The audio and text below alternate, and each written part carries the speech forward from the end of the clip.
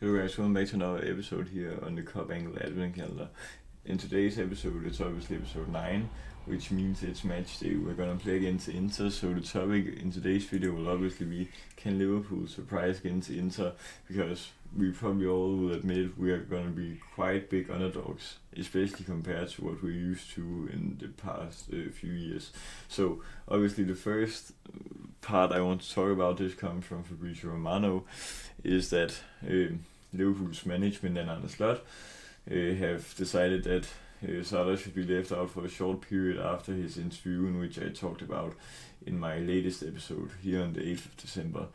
The Liverpool board approved Arne Slot's position on this case because they want to keep the situation under control. And obviously Salah trained here in the morning on the 8th, but he just was left out of the traveling team. Yeah, that's actually not that great, because what if he leaves after in January? Then he won't have gotten a European goodbye in the Champions League, obviously. So I also just watched the pre-match interview from Arne Slot, and he says that he thinks that only Salah knew what he meant when he said that a guy was wanting him out. He hasn't spoken to him other than him saying the morning here on the 8th that he was left out of the squad against Inter. But Arne Slot doesn't feel that the relationship between him and Salah is broken.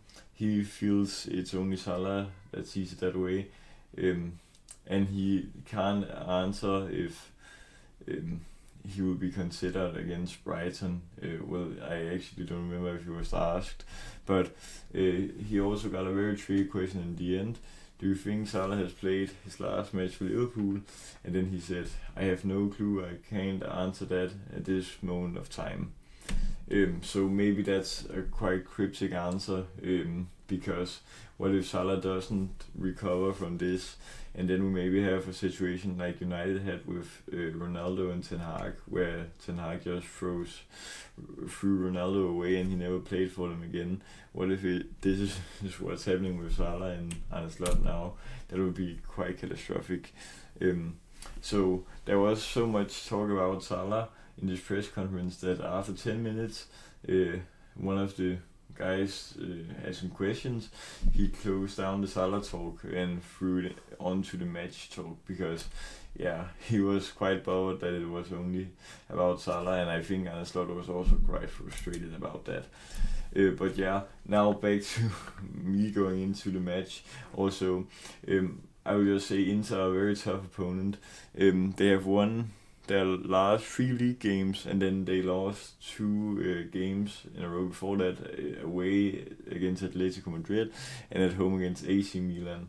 But before that, they also won 4 league games in a row. So if we can see on the right photo here, they are only 1 point behind Napoli at the top of Serie A, which is very, very great, obviously, for Inter, because they are also scoring a lot of goals this season. You might recognize here 32 goals compared to the second top scorer in the league, which only have 23 goals in Roma. So they're also scoring a lot of goals, considering it's in the Serie A where they almost don't score.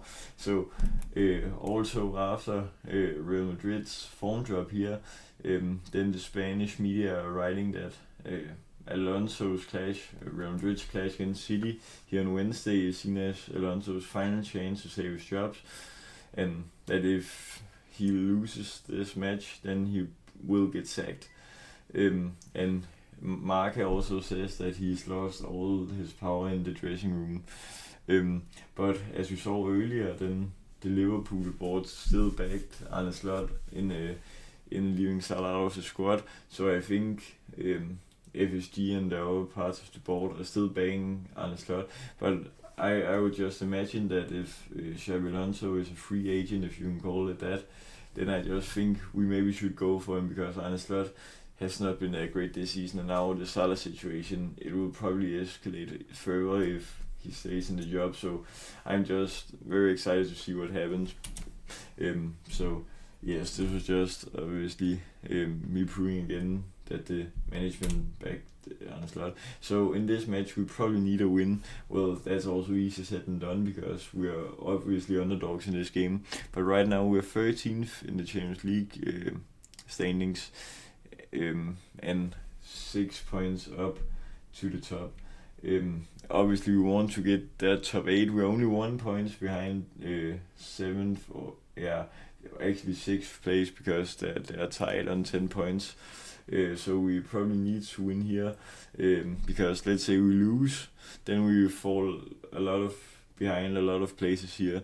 That wouldn't be great. We could potentially fall down all the way to maybe 21st place, or maybe even 22nd place if it goes wrong. So we need a win here, because it could be bad for the standings. Maybe we would take a draw also. That wouldn't be the end of the world. But we just have a home game against Marseille. It's an away game against Marseille, and then a home game against Karabakh in the final 2. So maybe if we get a new manager, then we could win those 2 matches. But as of now, then it's quite hard to predict any results in this season. So now who will play in this game? There are quite a lot of absences in this game.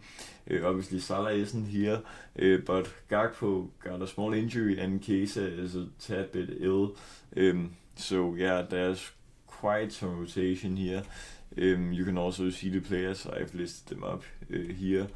So yeah, my lineup would be to go Alisson in goal, Robertson on the left back, Van Dijk on the left centre back, Gomez on the right centre back, because I simply believe that we can't play Konate at this point. Well, we can always start him later on in the season, but I think he needs a break because he's doing way too many errors right now, and it's always healthy to get a break so you can recover, and then always come back stronger. And then obviously Bradley on right back. The central mids, or central defensive mids, will be Jones and Gravenberg, and then the left wing or left mid will be Ekitike, the cam will be Soboslai, and right mid / right wing will be Wirtz, and then my main striker will be Isak. So in this match we won't have many benching options, so it's very vital that we get the best out of the starting lineup in this match. So yeah, my honest prediction on this game, I maybe only see us losing as of now, because we have a very thin squad compared to what we had a few games ago.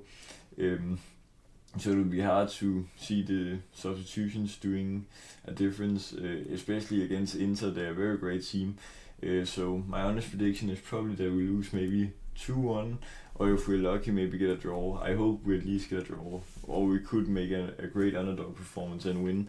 But yeah, guys, that was all for today's episode here on the 9th of December. I hope you enjoyed. Remember to like, subscribe, and share with all your fans. Till next time, peace.